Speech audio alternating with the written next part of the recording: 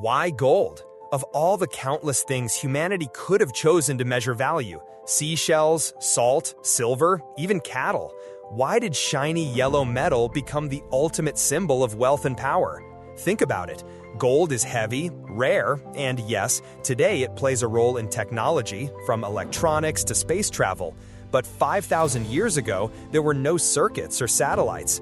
Back then, you couldn't eat gold, drink it, or build with it. And yet, ancient civilizations worshipped it.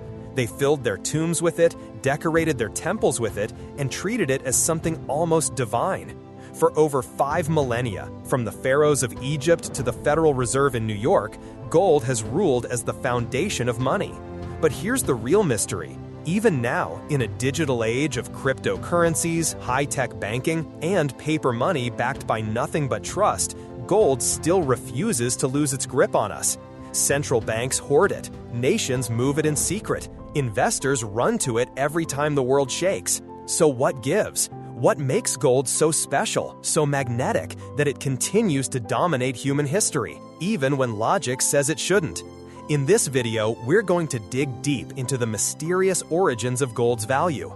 We'll travel through ancient civilizations, uncover the way empires rose and fell because of it, and ask the question that still puzzles economists today. Is gold truly valuable, or is it just the world's longest-running illusion?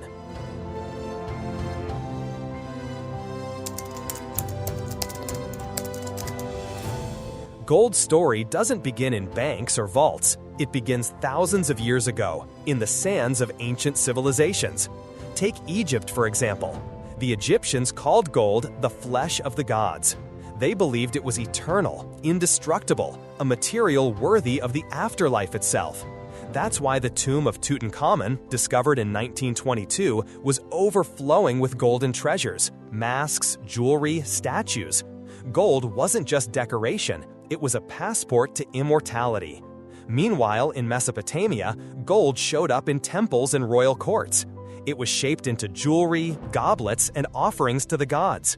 Mesopotamians understood something vital. Gold didn't rust, fade, or decay. While iron turned to dust and copper turned green, gold stayed pure. It was as if the metal itself defied time. Further east, China and India began weaving gold into their cultures. In India, gold was tied to spirituality and prosperity, used in rituals and weddings. In China, ancient dynasties treasured gold as a sign of power, while also valuing it in trade with distant lands. Here's the key. None of these societies needed gold in a practical sense. You couldn't farm with it, you couldn't build houses out of it. But its rarity, its shine, and its permanence gave it something more powerful than utility: symbolism. Gold became a language that everyone understood. It spoke of wealth, divinity, and permanence. Imagine a trader traveling along the Silk Road.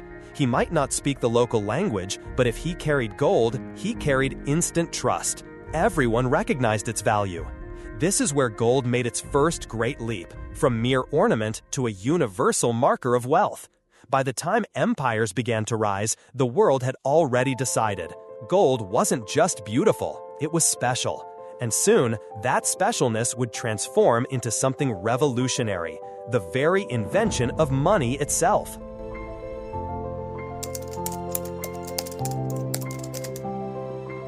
For thousands of years, gold was a symbol of power and divinity.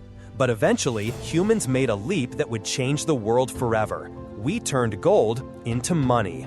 It began around 600 BCE in the ancient kingdom of Lydia, in what is now modern-day Turkey.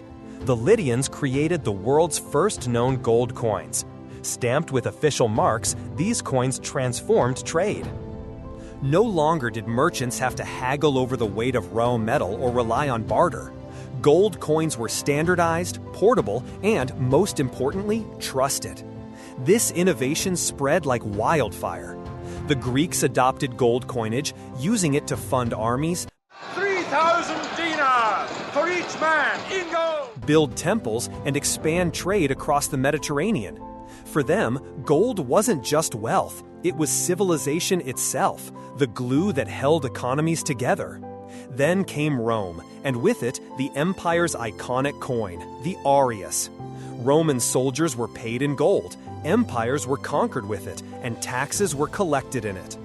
Gold coins became symbols of Rome's might, stamped with the faces of emperors to remind everyone where power truly lay. But gold wasn't only about empire building, it was about trust in trade. Imagine you're a merchant traveling from Athens to Persia or from Rome to Egypt. You might not trust the local rulers or even the scales they used, but a gold coin, universally recognized and hard to fake, carried weight everywhere. For the first time, gold had become more than a treasure of kings. It was now the everyday backbone of economies, the lifeblood of commerce. And yet, this transformation carried risks. By linking wealth directly to gold, empires tied their fortunes to how much of it they could mine, conquer, or hoard. When gold supplies ran low, so did prosperity. When new gold was discovered, economies boomed. The world had discovered the double-edged sword of gold and money. It brought stability, trust, and power, but also greed, conquest, and dependency. And as history would soon show, the hunger for gold could drive nations to explore, conquer, and reshape entire continents.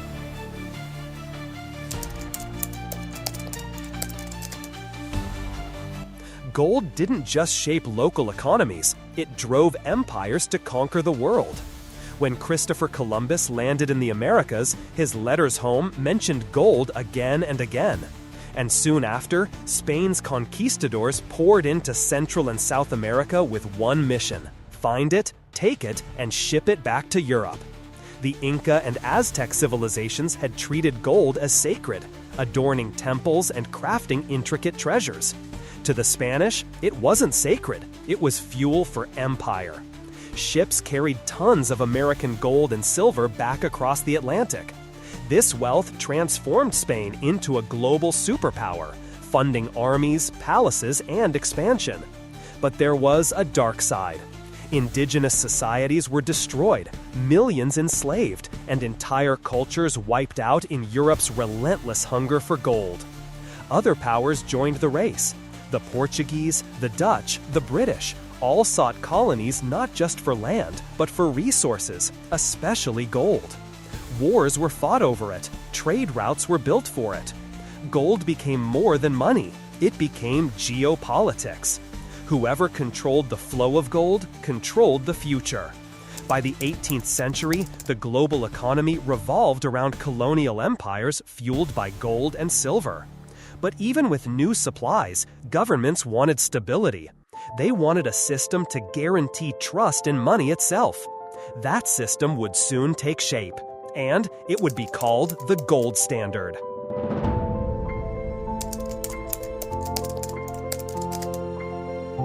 In the 1800s, the world economy was changing fast. Industry was rising, global trade was booming, and nations needed a reliable financial backbone.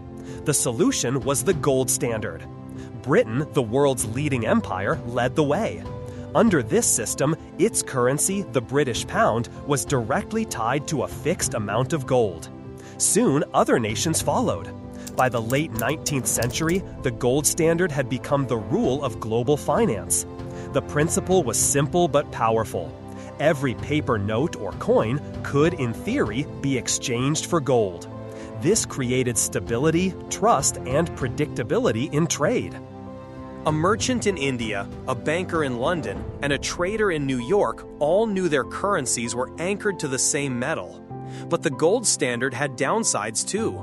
A country could only issue as much money as its gold reserves allowed. If gold supplies shrank, economies stalled. If new gold was found, like in California or South Africa, economies surged. Boom and bust cycles were unavoidable. Still, for nearly a century, the gold standard provided the world with financial order. It made gold not just a symbol of wealth, but the very backbone of modern economies. But then came the 20th century. Wars, crises, and shifting power would test the gold standard to its breaking point.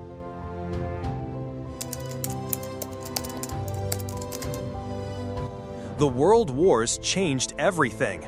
During World War I, nations printed money far beyond their gold reserves to fund armies and weapons. After the war, economies collapsed, currencies lost value, and the gold standard cracked. A partial return in the 1920s couldn't hold. By the time the Great Depression hit, countries abandoned gold one by one. Then came World War II. Out of the chaos, the world needed a new system. In 1944, the Bretton Woods Agreement was born. It put the US dollar at the center, tying it to gold at $35 per ounce, while other currencies were tied to the dollar. For a while, this system worked. But by the 1960s, the US was printing more dollars than it had gold to back up. Confidence wavered. And in 1971, President Richard Nixon made the shocking announcement: the US would no longer convert dollars into gold. The gold standard was dead. To take the action necessary to defend the dollar against the speculator. From that moment on, money became something new, not tied to metal, but backed only by trust in governments and economies. And yet, gold didn't disappear. Far from it.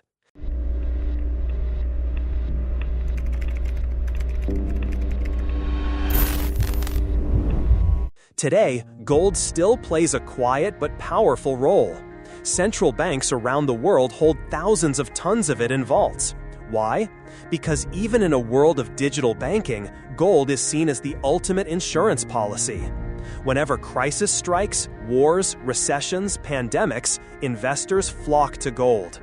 It's called a safe haven asset because no matter what, it holds value.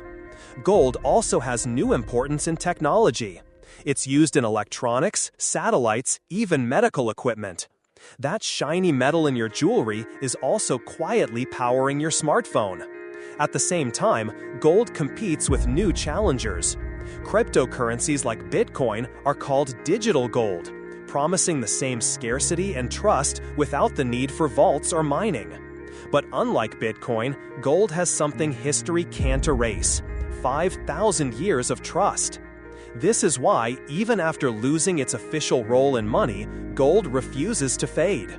It remains the metal nation's guard, investors covet, and humanity still worships, in one form or another. So let's return to our question: why gold? It can't feed you, it can't shelter you, and it's no longer the foundation of money. And yet, gold continues to hold a grip on human imagination like nothing else. From the tombs of Egyptian pharaohs to the vaults of the Federal Reserve, from conquistadors chasing treasure to modern investors chasing stability, gold has remained the one constant. Is it truly valuable? Or is it simply the world's longest illusion, a shiny metal we've all agreed for thousands of years to worship? Maybe the answer doesn't matter, because whether you see it as divine, practical, or symbolic, one thing is clear: gold's power lies not just in what it is, but in what humanity believes it to be.